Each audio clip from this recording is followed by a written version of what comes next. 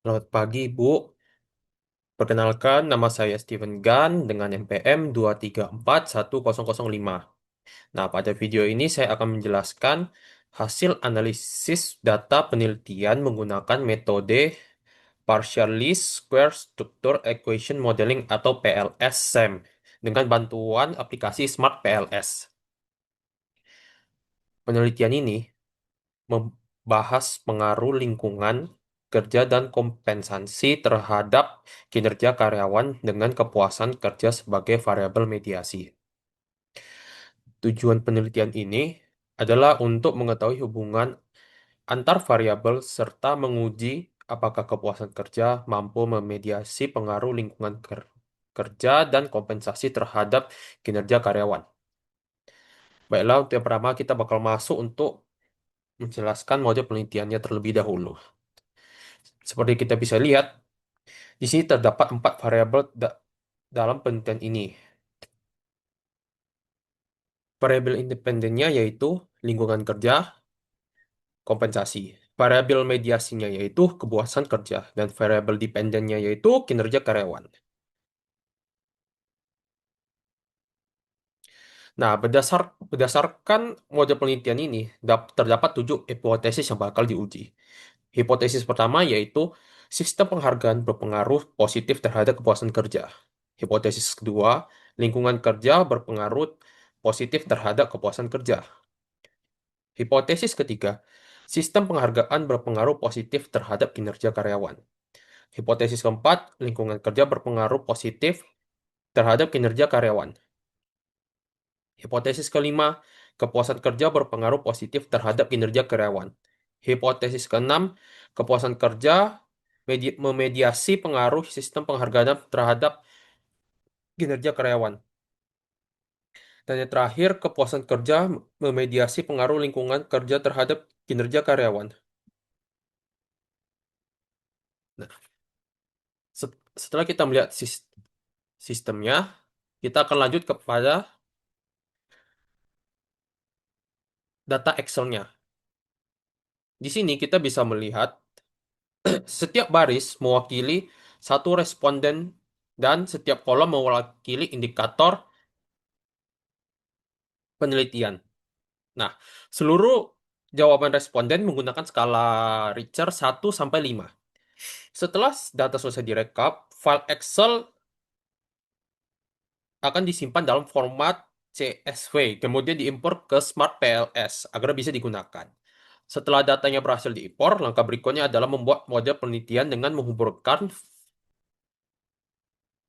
variabel laten dan indikator sesuai kerangka penelitian. Kita akan memasuki ke Smart PLS-nya. Kita akan menggunakan sini.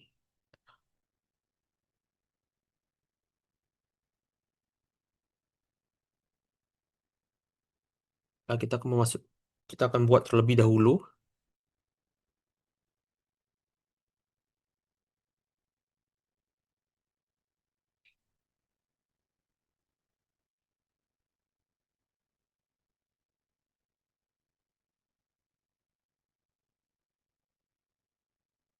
CP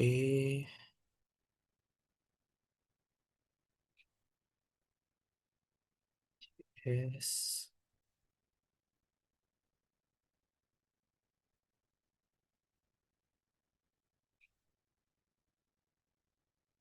WE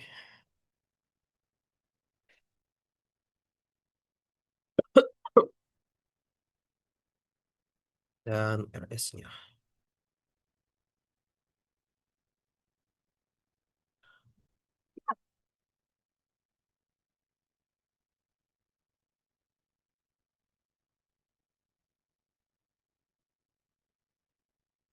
Lah, setelah ini kita harus menggabungkan setiap titik. Baiklah, kita akan mengatur terlebih dahulu. Reward system.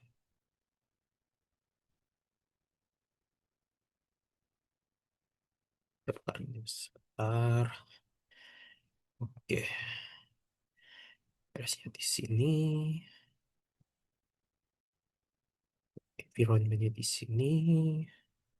job satisfaction, dan sesuai dengan foto tadi. Kita bakal mengkonek mereka.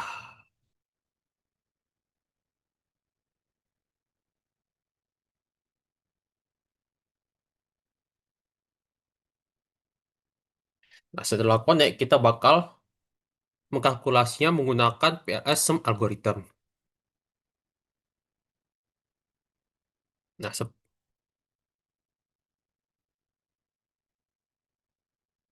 yang pertama kita bakal menguji outer loadingnya. Selanjutnya, outer loading ini digunakan untuk mengukur validasi konvergen, yaitu kemampuan indikator dalam mempresentasikan konstruk yang diukur. Kriteria, kriteria yang digunakan nilai outer loading adalah minimal 6. Nah, pada tahap awal, indikator memiliki nilai di bawah, ada beberapa yang di bawah 6, seperti JP 06, JP 08, JS 07, dan sudah seperti itu saja. Nah, seperti yang kita bisa lihat, setelah dilakukan penghapusan, seluruh indikator memiliki nilai outerloading di atas 0,6, sehingga memenuhi syarat validitas konvergen. Dan selanjutnya yaitu kita akan menguji construct reliability validity.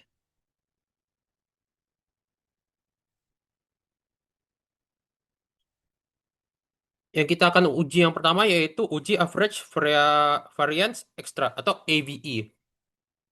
Nah, AVE digunakan untuk mengetahui seberapa besar indikator mampu dijelaskan oleh konstruk. Kriteria yang digunakan nilai AVE harus lebih besar dari 0,5.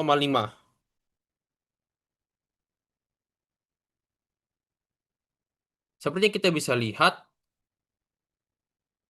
karena nilai seluruh AVE itu 0,5, maka validitas konvergen telah terpenuhi.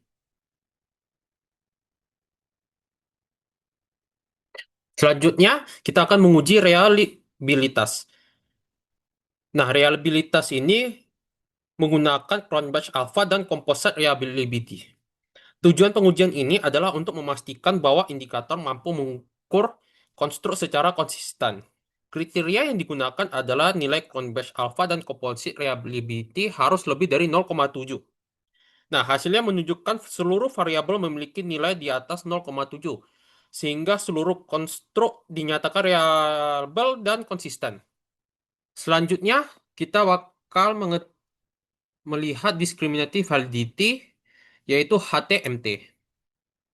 Nah, pengujian berikutnya adalah heterotrait monorate ratio atau HTMT. Tujuannya untuk memastikan bahwa setiap variabel memiliki karakteristik yang berbeda-beda dengan variabel lainnya. Kriteria yang digunakan adalah nilai HTMT yang kurang dari 0,9. Seperti yang kita bisa lihat, hasil pengujian seluruh nilai di atas sedikit dari 0,9, sehingga validitas diskriminan tidak terpenuhi. Selanjutnya, yaitu uji Fornell-Laclare creation. Nah, kriteria yang digunakan adalah nilai akar kuadrat AVE harus lebih besar daripada korelasi antar konstruk. Secara umum, seluruh konstruk memenuhi kriteria Fornell-Laclare, meskipun terdapat korelasi employee engagement dan employee performance yang sedikit melebihi akar kuadrat AVE. Employee engagement, namun hasil HTMT tetap memenuhi syarat sehingga validasi diskriminan masih dapat diterima.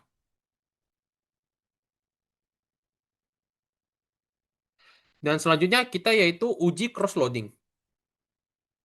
Cross-loading digunakan untuk melihat apakah setiap indikator memiliki korelasi tertinggi terhadap konstruk tersendiri.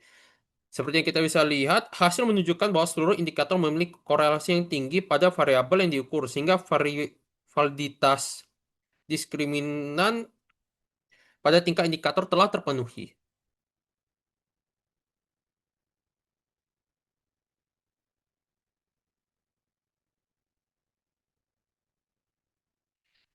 Nah, setelah model pengukuran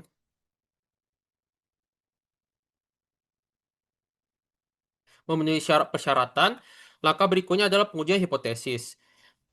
Kriteria pengujiannya adalah T statik lebih kecil dari 1,96 dan P-value lebih kecil dari 0,05. Hasil menunjukkan bahwa seluruh hubungan langsung memiliki nilai statik di atas 1,96 dan p-value sebesar 0,0000. Dengan demikian, hipotesis 1 sampai 7 diterima. Artinya work balance dan work environment berpengaruh positif dan signifikan terhadap employee engagement maupun employee performance serta employee engagement berpengaruh positif dan signifikan terhadap employee performance. Selanjutnya, yaitu uji mediasi indirect effect. Selanjutnya, kita akan menguji spesifik indirect effect.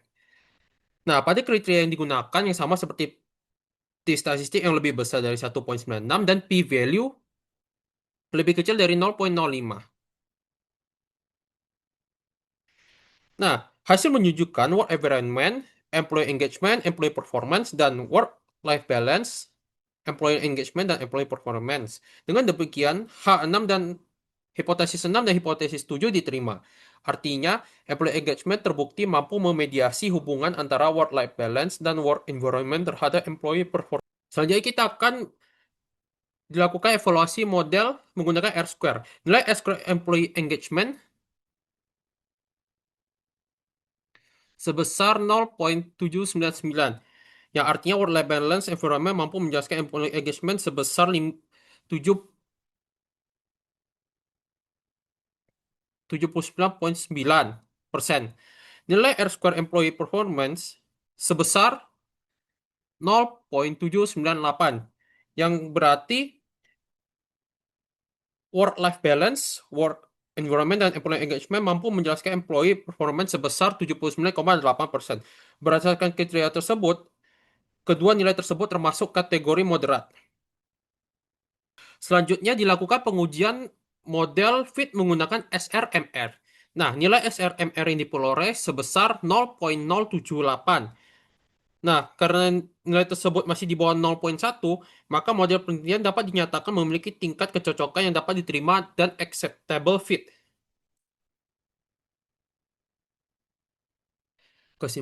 Kesimpulannya, seluruh hasil pengujian model penelitian telah memenuhi syarat validitas, reliabilitas, dan goodness of fit.